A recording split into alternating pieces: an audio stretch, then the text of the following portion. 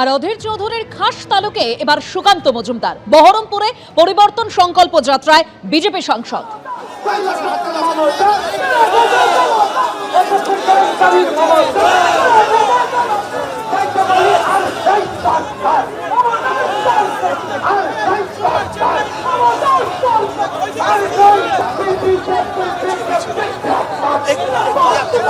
বহরমপুর শহরে মিছিল করছেন কেন্দ্রীয় শিক্ষা প্রতিমন্ত্রী সুকান্ত মজুমদার এবং বিধায়ক রয়েছে বিজেপির। ত্রিমুখী লড়াই না চতুর্মুখ?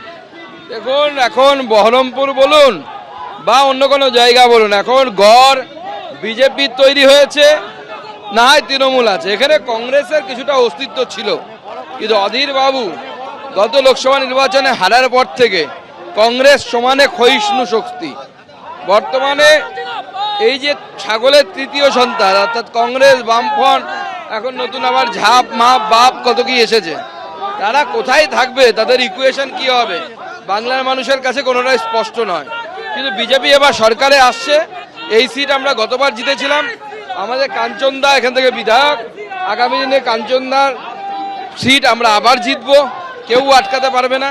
এবং ভারতীয় জনতা পার্টি এইবার এই জেলা থেকে আমরা অনেকগুলো সিট, যে সিটগুলো গতবার আমরা সামান্য কিছু ভোটে হেরেছি, সেই সিটগুলো যেমন বড়ুয়া থেকে শুরু করে অনেকগুলো সিট, আমরা 4টে সিট কমসে কম আমরা এখান থেকে জিতবো। এই যে আপনি বলছেন যে বেশ কিছু সিটের সমীকরণ বদলে যাবে, হুমায়ুন কবির আমরা জানি 6ই ডিসেম্বর থেকে বাবরি মসজিদের শিলান্যাস, 22শে ডিসেম্বর দেখা গেল নতুন দল। এই হুমায়ুন কবির হাতেও কোনো ফ্যাক্টর হবে মুর্শিদাবাদ? দেখুন, মুর্শিদাবাদে আগে সে দলটা চালু তো করুক, দল চালু না করলে কি হবে? এখন তো দল চালু হয়নি, তো দলটা শুধু নামে কাগজে কলমে হয়েছে, জলকে ধরাতলে দেখা যাচ্ছে না। রাজনৈতিক দল ধরাতলে না এলে পরে কাজ হয় না, গ্রাউন্ডে নেমে কাজ করলে পরে বোঝা যাবে কত দম। আজকে দেখা গেল হুমায়ুন কবিরের প্রস্তাবিত যে বাবরি মসজিদ, সেখানে একদিকে মাটি পরীক্ষা হচ্ছে, অন্যদিকে রাম মন্দিরের এতদিন যা শাখারব সরকারের তৈরি করা রাম মন্দির ছিল, রাম মন্দির ট্রাস্ট, সেই রামলালা ট্রাস্টের ওয়েবসাইট উদ্বোধনে কেন্দ্রীয় মন্ত্রী সুকান্ত মজুমদার। না, আমরা ওয়েবসাইট উদ্বোধনে আমাকে ডেকেছিল, আমি যেহেতু উপদেষ্টা কমিটিতে আছি, তো স্বাভাবিকভাবে আমরা ওয়েবসাইট উদ্বোধন করেছি। মানুষ চাইলে পরে হবে, অবশ্যই রাম মন্দির হবে।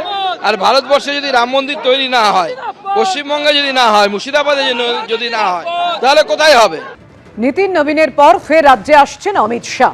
30শে জানুয়ারি রাজ্যে আসছেন কেন্দ্রীয় স্বরাষ্ট্রমন্ত্রী। 30-31শে জানুয়ারি রাজ্যে অমিত শাহর কর্মসূচি রয়েছে। উত্তরবঙ্গ দক্ষিণবঙ্গের কর্মসূচিতে যোগ দেবেন তিনি। অমিত শাহের সফরসূচি জানিয়েছেন সুকান্ত মজুমদার। আমাদের মিটিং হয়েছে, এখনো পর্যন্ত কনফার্মেশন ওনার অফিস থেকে তো লাস্ট দিনের আগে আসা সম্ভব নয়, তো 30-31 ওনার আসার সম্ভাবনা আছে, উনি আসবেন। প্রাথমিক পরিকল্পনা যে দুটো প্রোগ্রাম হবে, একটা উত্তরবঙ্গের কোথাও, একটা দক্ষিণবঙ্গে, এবং দুটো ইনডোর প্রোগ্রাম হবে। কারণ আপনারা জানেন যে মাধ্যমিক পরীক্ষা তার যে প্রতিবন্ধকতা আছে মাইক ব্যবহারের, সেই জন্য আমরা যেখানেই করব ইনডোর ব্যবস্থা করে করব।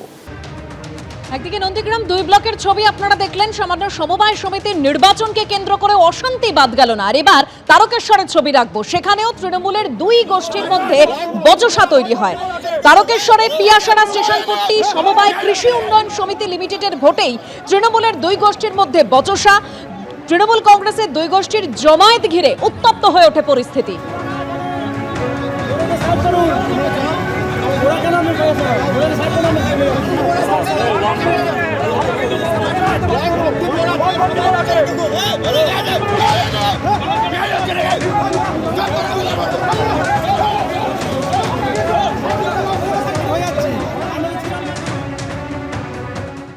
আর সামনেই বিধানসভা নির্বাচন, আর পাখির চোখ এখন বিধানসভা নির্বাচন। আর তাই এবার পশ্চিমবঙ্গে আসছেন বিজেপির সর্বভারতীয় সভাপতি নীতিন নবীন। মঙ্গলবার 2 দিনের পশ্চিমবঙ্গ সফরে আসছেন তিনি।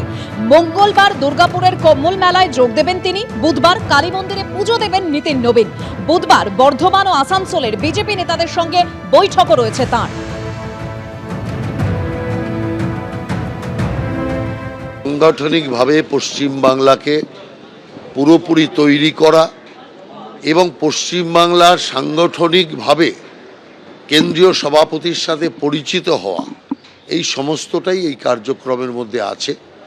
বাইরে যে সমস্ত অন্যান্য নেতারা আছেন, প্রধানমন্ত্রী হোক, গৃহমন্ত্রী হোক বা অন্যান্যরা, তারা বাইরে মহল তৈরি করার চেষ্টা করছেন।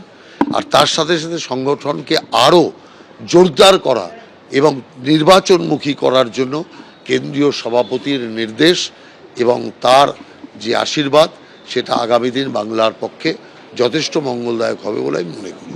এবিপি আনন্দ, এগিয়ে থাকে, এগিয়ে রাখে।